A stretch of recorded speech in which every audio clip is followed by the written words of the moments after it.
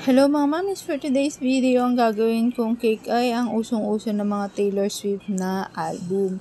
So ito, nauna ko nang gawin yung topper, mga topper niya. Tapos ito, nilalagyan ko na siya ng icing. Yung paglagay nga pala ng ganitong icing na hati-hati, slightly matrabaho siya compare sa isang color lang or yung isang tuloy-tuloy lang na paglagay ng icing. So sa ganito, medyo mas matrabaho siya.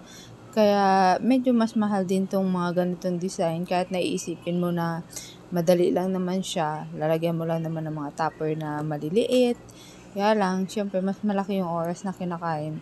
Plus, yung pag-achieve ng mga color na to, medyo ang tagal din siya gawin. Tapos ayan, kung mapansin nyo, kulay red yung frosting ko na nilagay. Diyan, nilagyan ko pa ng tanda. And then, pag check ko, mali pala. So, dapat kasunod pa siya ng yellow. So, for the erase ako, buti na lang yung kulay na ipapalit ko dyan. Kahit pa paano, malapit pa din sa red, which is yung purple nga, ba diba? So, kahit pa paano, na-medyohan naman siya, madali lang. So, ayan na nga.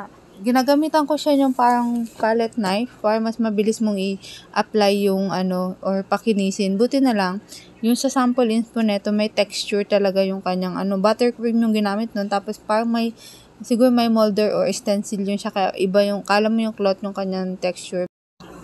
Tapos ayan na nga, di ba nilagay ko na yung frosting. Actually, medyo hindi ako totally na-satisfy sa outcome netong cake na to. Parang feeling ko medyo malayo-layo yung outcome niya. Or, gaya mo naman yung sa topper, kaya lang hindi ako ganun ka-happy. Kasi hindi ko na-anticipate yung size neto. 8x3 lang size neto. Siguro yung inspo neto, baka nasa 9 inches or mas malaki.